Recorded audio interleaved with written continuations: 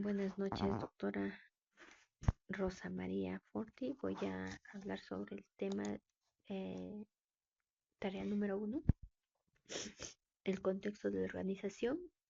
El Tribunal Constitucional declaró improcedente una demanda de amparo que buscaba lograr la inscripción en la RENIEC de un matrimonio igualitario de dos hombres que se celebró en México el año 2010, en el cual el 2012 una de las partes, que es peruano, decide inscribirlo, pero el registro no accede porque argumentando que en el artículo 234 del Código Civil establece el matrimonio voluntario entre un hombre y una mujer legalmente aptos para contraerlo. También nos habla la Constitución peruana en el artículo número 4 señala que el matrimonio es una unión de hecho únicamente vinculado entre un hombre y una mujer. Entonces, en ahí podemos ver que el Código Civil y la Constitución están estrechamente vinculados o tienen el mismo tema, ¿no? En relación. Hablemos sobre el positivismo excluyente de Kelsen. Nos habla sobre el positivismo, sostiene que no es posible bajo ninguna circunstancia que exista el tal vínculo necesario. Como bien indica, el positivismo jurídico inclusivo no defiende una separación absoluta del derecho moral, sino que resalta que dicha separación no es inevitable, sino contingente.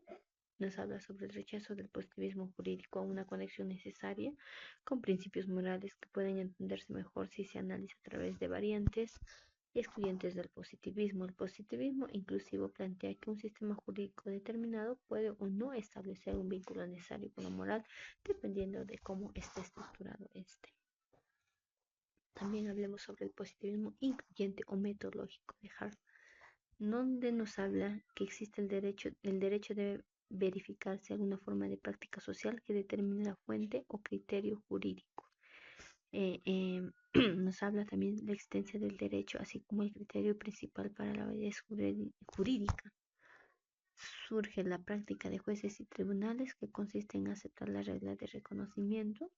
Hart también nos habla sobre la práctica social más razonable para determinar la fuente del derecho. Estas reglas se configuran como una práctica sociables consistentes de quienes identifican el derecho como preferencia o criterios o ciertos criterios, ¿no? También tenemos el positivismo crítico de Ferro-Poli, ¿no? Nos habla sobre, afirma que la Constitución es un acuerdo democrático sobre lo no decidible, ya sea porque no puede decidirse o porque no puede ser dividido. Es obligatorio decidir que ya está prohibido decidir qué. Nos habla, ¿no? Este acuerdo en el que podemos conocer la forma positiva que asume el hipotético contrato social. Nos habla eso Ferro-Holly. No es otra cosa que el establecimiento de aquellas normas que son los derechos fundamentales, ¿no? El positivismo jurídico es más amplio y de carácter distinto. Esta expresión también se entiende como una concepción y un modelo de derecho en el que no solo la existencia de las normas, en tanto vinculada a la norma de producción, reconocimiento y validez de las mismas por el propio derecho positivismo. Hablemos sobre el realismo jurídico de Rawls y su apartamiento del positivismo, ¿no? Rawls es un jurista danés donde nos menciona el derecho es un conjunto de normas y las normas son prescripciones que pertenecen a una categoría semántica distinta a las proposiciones descriptivas, ¿no? Rechaza toda interpretación reductiva de las normas que pretenden reducir a proposiciones descriptivas. Rawls también nos habla sobre su teoría, ¿no? Rawls esta clasificación incluye a los usos sociales y de ambos jurídicas y usos jurídicos, ¿no? Como cuasi mandatos, ¿no? Y a diferencia de los mandatos, nos habla también. Para concluir, vamos a hacer las conclusiones y las propuestas, ¿no?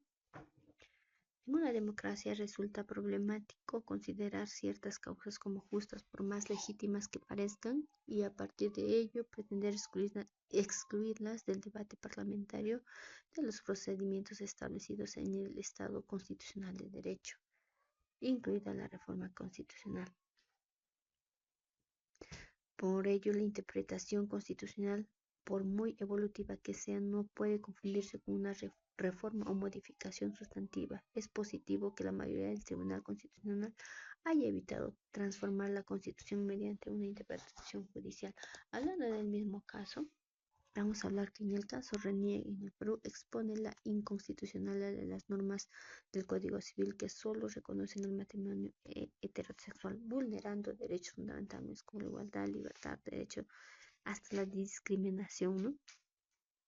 La solución propuesta implica reformar el Código Civil para definir el matrimonio como una unión entre dos personas sin distinción de sexo, adaptando los procedimientos de la RENIEC para registrar matrimonios igualitarios, ¿no?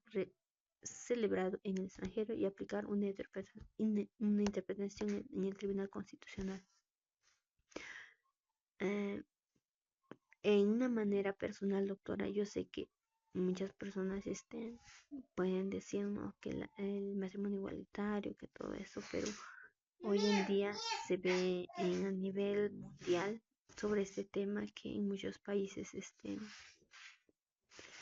en algunos estados,